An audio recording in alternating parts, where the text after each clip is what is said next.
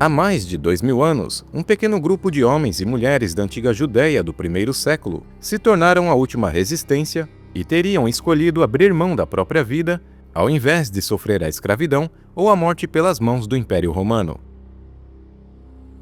Após a destruição de Jerusalém durante a Grande Revolta Judaica, a fortaleza de Massada, que estava em meio ao deserto da Judéia, se tornou o último reduto da luta pela liberdade. Massada foi construída de modo que não poderia ser vencida ou conquistada pela força.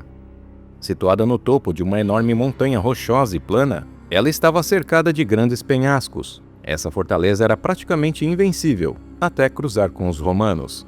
E foi ali que um grupo de judeus preferiu a morte à escravidão, numa história comovente que ecoa até os dias de hoje, mostrando que para eles a liberdade era um valor inegociável.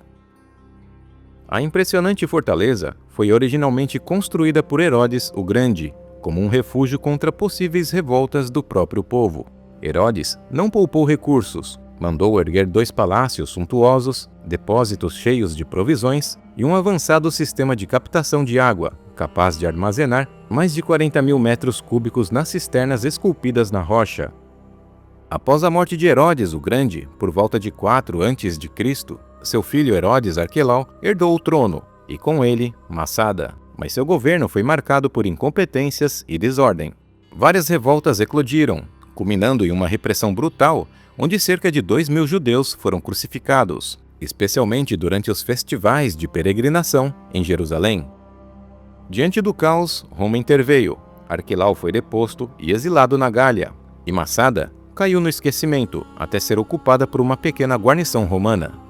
Mas no ano de 66 d.C., no início da Grande Revolta Judaica, tudo mudou. Um grupo de rebeldes judeus liderados por Manaém, um membro dos Zelotes e descendente da dinastia dos Asmoneus, atacou e conquistou Massada. Eles derrotaram a guarnição romana e saquearam o depósito de armas, retornando em seguida a Jerusalém para se unir à resistência contra o Império Romano. E com a fortaleza momentaneamente vazia, Massada se tornou um refúgio. Cerca de 960 judeus, entre homens, mulheres e crianças, fugiram para lá buscando proteção. Segundo o historiador Flávio Joséfo, eles foram liderados por Eleazar ben Yair, sobrinho de Manaém, e isolados no alto da rocha e cercados pelo deserto e pelo medo da dominação romana, esses refugiados decidiram resistir até o fim. Enquanto isso, Jerusalém estava sitiada, e no ano 70, as legiões de Tito romperam os muros da cidade e esmagaram a resistência judaica, além de saquearem todos os tesouros do templo. E com a capital em ruínas e o povo disperso, restava apenas um último reduto, Massada. E naquela fortaleza isolada, os judeus encontraram não apenas abrigo, mas também meios de sobrevivência. Tinham comida, armas e água em abundância, o suficiente para resistir por meses e talvez por anos. E com seu acesso restrito e localização elevada, Massada parecia inexpurgável. Mas os romanos estavam determinados a acabar com qualquer símbolo de rebelião, onde quer que estivesse. A missão foi entregue a Lúcio Flávio Silva, general da veterana e temida 10ª Legião Fretenses, uma unidade de elite fundada por Otaviano para lutar nas guerras civis da República Romana. Silva marchou até Massada no ano de 73 com mais de 8.000 soldados e cerca de 6.000 escravos judeus. E enquanto isso, os zelotes, apesar de estarem em menor número e mal equipados, já haviam surpreendido os romanos no passado e provado que não podiam ser subestimados. Por isso, quando as legiões romanas chegaram diante de Massada no outono de 73, não havia ilusões de que aquele cerco seria fácil. Com esse entendimento, os romanos montaram um acampamento do lado oeste da montanha e iniciaram uma campanha metódica e implacável. Primeiro, garantiram sua própria segurança, estabelecendo posições fortificadas e protegendo o avanço das tropas. Em seguida, passaram a minar lentamente a resistência dos defensores. E o primeiro alvo foi estratégico, o aqueduto que abastecia a fortaleza com água. Os romanos o desviaram, garantindo o recurso para si mesmos e privando os judeus de um suprimento vital. Depois disso, iniciaram a construção de um muro de circunvalação, uma técnica clássica do cerco romano, isolar completamente o inimigo e controlar cada entrada e saída do campo de batalha. Esse cerco colossal possuía 11 quilômetros de extensão, contornando todo o Planalto, uma impressionante demonstração de disciplina e engenharia militar.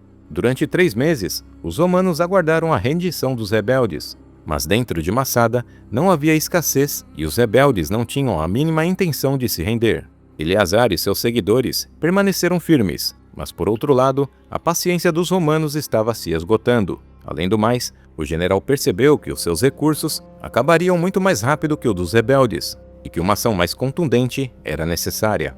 Os dias se passaram, e foi então que Silva convocou os seus soldados e disse que se os judeus não queriam descer, os romanos subiriam. A subida pelo caminho da serpente era praticamente impossível para o exército.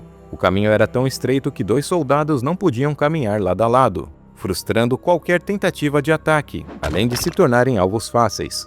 Diante da impossibilidade de atacar diretamente, os romanos, engenhosos como eram, decidiram realizar uma façanha descomunal: construir uma rampa para alcançar o topo do Planalto. Um projeto monumental feito com milhares de toneladas de pedras e terra. Durante semanas e meses, a rampa foi construída sob o sol escaldante do deserto da Judéia. Os judeus, vendo aquilo, mal podiam acreditar nessa façanha.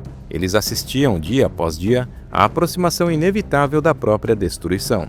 Para completar o plano, os romanos construíram uma imensa torre de cerco revestida de metal, equipada com um poderoso ariete, capaz de destruir muralhas. E do alto da fortaleza, Eleazar e os defensores assistiam sem saber o que fazer. Um pesadelo que se aproximava lentamente. Durante a construção, os judeus tentaram reagir lançando pedras e projéteis para atrasar os romanos.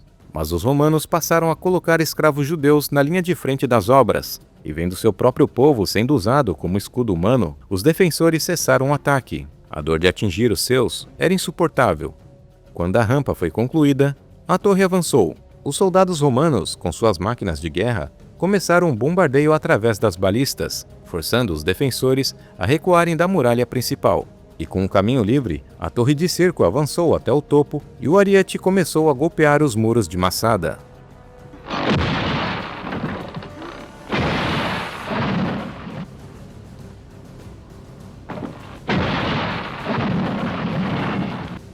Logo uma brecha foi aberta, mas para a surpresa dos romanos, havia uma segunda parede, construída pelos judeus com madeira e barro, e que ao invés de quebrar, absorvia os impactos do ariete, resistindo muito mais do que os romanos haviam imaginado. Mas os legionários não perderam tempo e incendiaram a parede de madeira. Joséfo diz que a essa altura já era noite e os romanos queriam evitar qualquer conflito à noite para não terem surpresas desagradáveis. E então deixaram para invadir a fortaleza pela manhã. Eleazar, naquela noite, olhando toda essa situação, fez um discurso comovente. Ele disse: "Caros companheiros, há muito resolvemos não nos tornar escravos dos romanos. Fomos os primeiros a nos revoltar e somos os últimos a lutar contra eles. Ainda podemos morrer de maneira gloriosa, juntos, ao lado de nossos queridos amigos. Deixemos nossas esposas falecerem antes que sofram qualquer tipo de abuso e nossas crianças antes que experimente a escravidão. Mas primeiro, vamos destruir nosso dinheiro e a fortaleza pelo fogo, e vamos nos desfazer de tudo, exceto de nossa comida, pois eles serão testemunhas de que não fomos vencidos pelas necessidades, mas, segundo o nosso propósito, a de que preferimos a morte do que a escravidão." Com a brecha aberta e a queda iminente, os últimos sobreviventes dentro de Massada tomaram uma decisão extrema e trágica. Sabendo que a derrota significaria escravidão, tortura e humilhação, os líderes judeus decidiram morrer livres. Flávio Joséfo diz que eles escreveram seus nomes em fragmentos de cerâmica e realizaram um sorteio, e o último a ser sorteado deveria matar os companheiros e, por fim, lançar-se sobre a própria espada. Na manhã seguinte, os soldados romanos invadiram a fortaleza preparados para um confronto brutal, esperando encontrar guerreiros desesperados lutando até o último suspiro. Mas em vez disso, encontraram um silêncio sepulcral. Corpos estavam espalhados pelo chão. Os defensores haviam cumprido sua decisão final. Massada havia caído, mas não se rendido. Joséfo diz que apenas 2 mulheres e 5 crianças sobreviveram porque se esconderam em uma das galerias subterrâneas da fortaleza e testemunharam os últimos acontecimentos. Elas foram encontradas e relataram o que havia acontecido, incluindo o discurso final do líder Eleazar.